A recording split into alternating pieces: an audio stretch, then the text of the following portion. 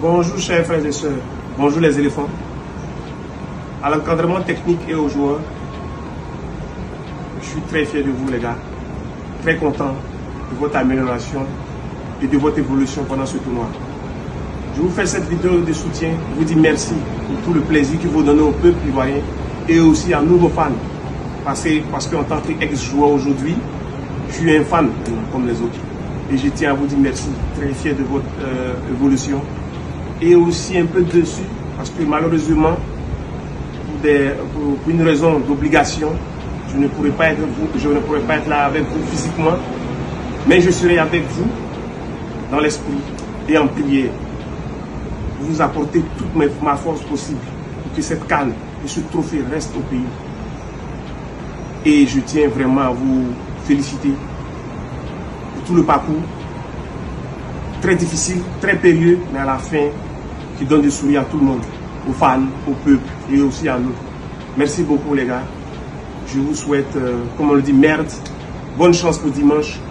Je serai avec vous en esprit et aussi en prière pour que ce trophée reste en Côte d'Ivoire, reste dans mon pays, dans notre pays. Ne l'oubliez jamais les gars. Ces gens-là, ce peuple-là est avec vous et ils seront toujours avec vous. Ok? Beaucoup de chance les gars. Je vous embrasse. Beaucoup de chance, beaucoup de force. Et on se voit bientôt. À vous tous. Allez, ciao. Salut la famille, j'espère que vous allez bien. Alors ce message, j'aimerais qu'on le partage massivement pour que ça arrive aux éléphants. Chers éléphants de Côte d'Ivoire, le match vous partez jouer là, il n'y a pas de pression. Nous, vous nous voyez là.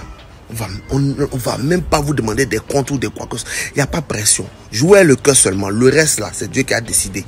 Si vous avez perdu 4-0, qu'on a vu que vous avez joué le cœur là, il n'y a rien. En tout cas, même si vous ne jouez pas le cœur, vous jouez pour moi, mais il n'y a rien. Là où on est arrivé là, il n'y a plus de pression. Ne vous inquiétez pas.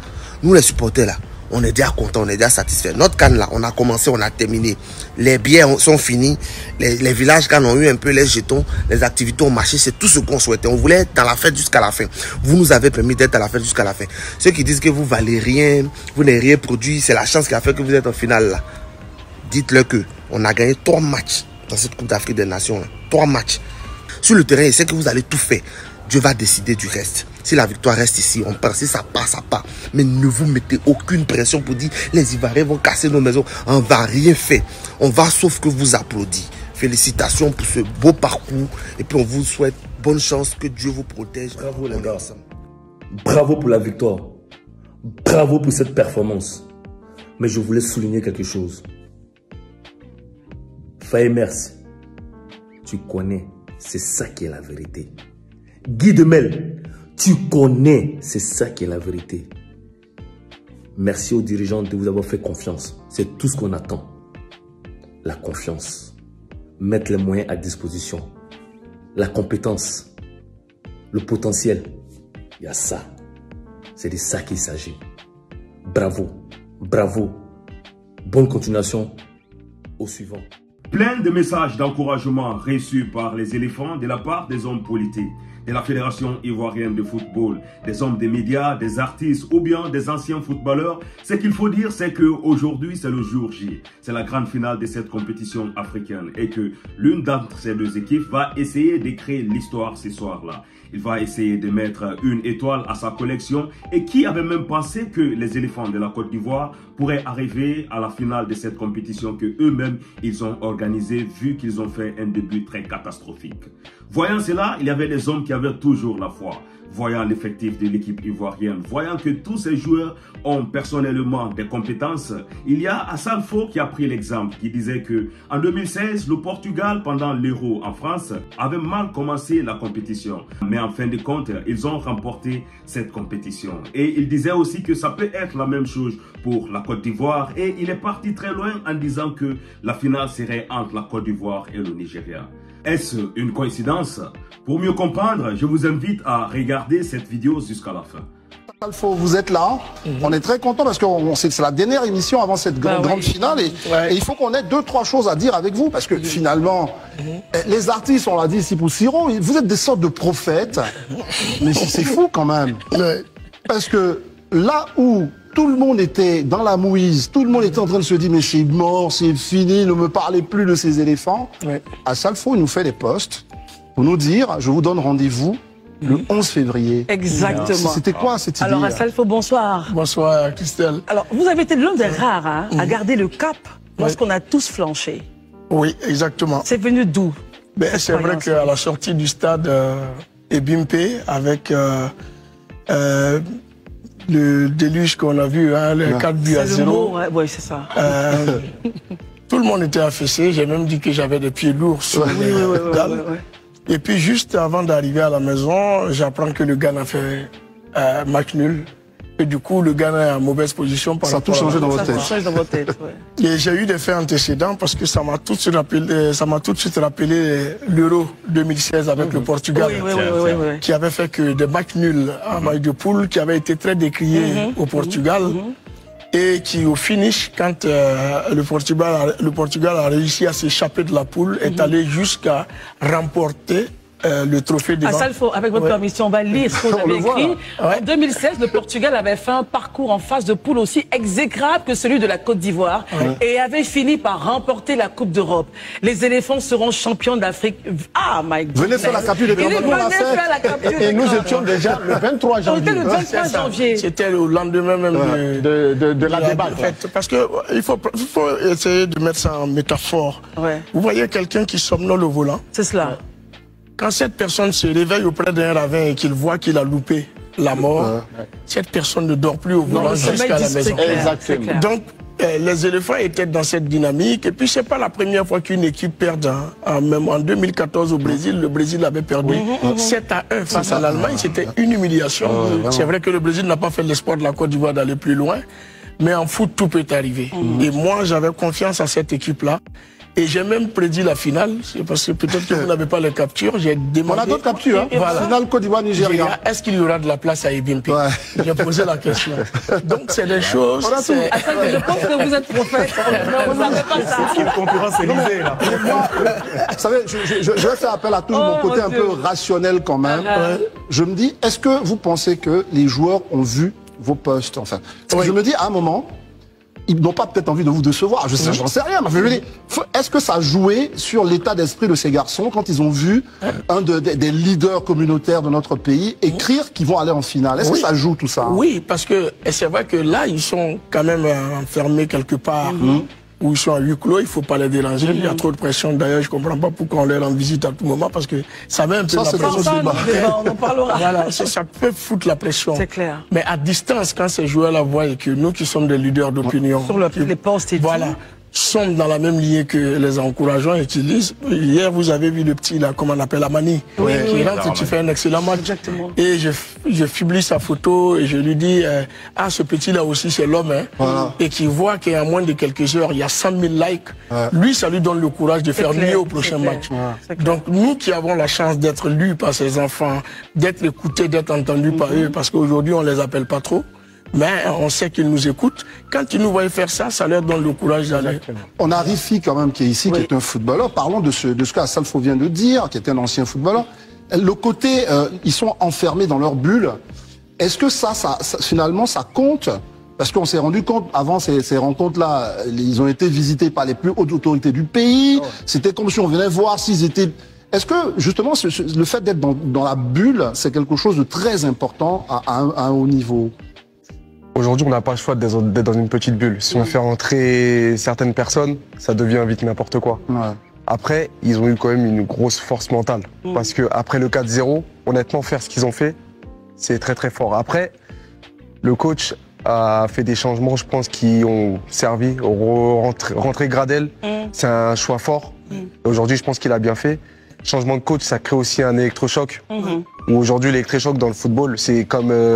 un club qui est dernier, on change de coach et bizarrement, il commence à gagner. C'est ça. Donc il y a tout ça, il y a l'effet du coach adjoint aussi, qui est jeune encore, où on a des jeunes joueurs, où on a des plus vieux. Donc faire rentrer aussi Kosonou, que moi je connaissais, que certains ne connaissaient pas, je pense que c'est un choix fort aussi. Et aujourd'hui, je pense que tout le monde a vu que c'était un très gros joueur. Ouais, un mur. Donc oui, non, c'est clair. Donc le coach a fait des bons choix. Changement de coach a créé l'électrochoc. Le soutien des personnalités aussi a fait en sorte que les joueurs reprennent confiance. Et même mettre le milieu de terrain là. Jean-Michel Seri. Écarter Caissier. C'est un choix fort. Oui, un choix fort. Donc, ça crée beaucoup d'électrochocs. Et même remplacer Seko. Oui, exactement. C'est un choix. À 0-0, il remplace Seko. C'est clair. Et bon, chaque fois, c'était un coaching gagnant. C'est que nous, on sait tous que c'est le métronome de notre milieu de terrain. Mais quand on le remplace, c'est qu'après, il y a un but qui suit, que ce soit en demi-finale ou en quart de finale, on se dit c'est une équipe complémentaire où chacun a un rôle à jouer. Et j'ai aimé l'interview de Gasset ce matin que j'ai lu, qui a dit qu'il a compris qu'à un moment donné, il y avait des zones négatives. Et que le fait que lui, il se soit éclipsé pouvait détendre l'atmosphère et laisser Idriss Diallo et ces gens aller. Et effectivement, alors, ça donne... Assalfo, l'une des leçons, parce qu'il y a tellement de leçons à retenir de cette CAN, pour les Ivoiriens, quelle leçon avoir à retenir de tout ce parcours des éléphants? Mais depuis toute ma carrière, mon leitmotiv, c'était ne jamais baisser les bras. Parce qu'on peut les baisser la veille de sa réussite. Je suis témoin. Voilà. Il faut aller, le président qui est là, il est témoin, il a vu comment on est parti dans le mouvement. Si on baissait les bras à chaque premier obstacle, beaucoup de personnes ne se seraient pas réalisées. Il faut croire jusqu'au bout. Et même au peuple ivoirien, c'est ce que j'ai envie de dire. J'ai vu l'exemple du stade de Bouaké, qui est resté derrière les éléphants de Côte d'Ivoire jusqu'à la 90e minute à l'égalisation. Nous, les Ivoiriens, quand nous sommes au stade, dès que la Côte d'Ivoire encaisse un but, on s'assoit pour regarder. On baisse les bras. Et on crée même à la place des joueurs jusqu'à la fin du match. Aujourd'hui, la meilleure manière de supporter, c'est d'être derrière les éléphants quand ils sont dans des moments difficiles. Et moi, j'ai cru, et je crois que c'est une leçon que les éléphants ont donnée à tout le monde. Quel que soit ce qui vous arrive dans la vie, dites-vous que à tout problème, il y a une solution et que les difficultés peuvent être transformées en opportunités. J'ai envie d'applaudir. Évidemment, évidemment. Bienvenue à tous dans cette nouvelle vidéo. Je suis Gaspard. Et si c'est la première fois que vous regardez une de mes vidéos, n'oubliez pas de vous abonner, partager puisque ça pourrait intéresser aussi d'autres personnes. Assalfo était-il dans la révélation ou bien c'est juste une coïncidence?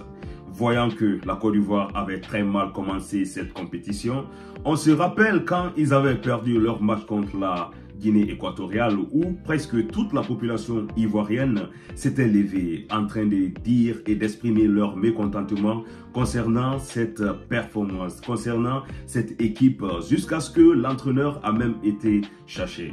Et nous avons vu un nouvel entraîneur, mais ce qu'il faut dire, c'est qu'ils ont aussi eu le soutien de toute une population qui leur a dit que on vous donne encore une autre confiance, surtout avec l'aide du Maroc qu'ils se sont qualifiés. C'est comme si on était venu réveiller quelqu'un qui était déjà mort, comme le dit et explique ici M. Assalfo dans sa vidéo.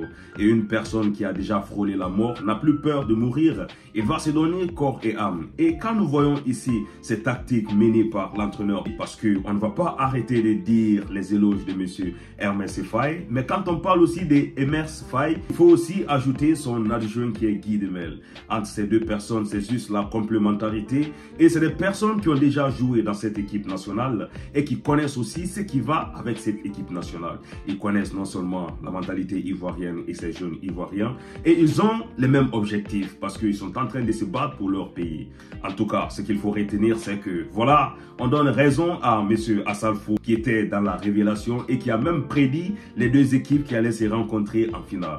Aujourd'hui, on va assister à ce match et comme je le dis à chaque fois, c'est comme si on avait l'impression d'assister déjà à ce match. Le Nigeria contre la Côte d'Ivoire.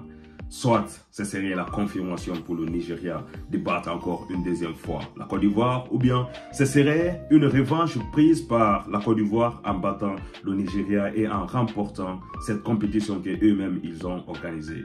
Et ça va faire la fierté de toute une population. Et on espère tout le meilleur pour ces deux équipes parce que, en fin de compte, c'est l'histoire qui serait écrite. Ces deux équipes, ils l'ont mérité, voyant que dans l'équipe nigérienne, ils ont fait une très belle compétition avec des grands joueurs. Et de l'autre côté aussi, avec une équipe ivoirienne, une équipe qui était déjà morte, qui s'est réveillée, qui a dit que voilà, on a une autre chance, on va essayer d'en profiter à fond. Aujourd'hui, ce serait un match très intéressant. Et sur ce, mes frères, merci à tous de regarder cette vidéo et on se retrouve à très bientôt pour une nouvelle vidéo, mes frères.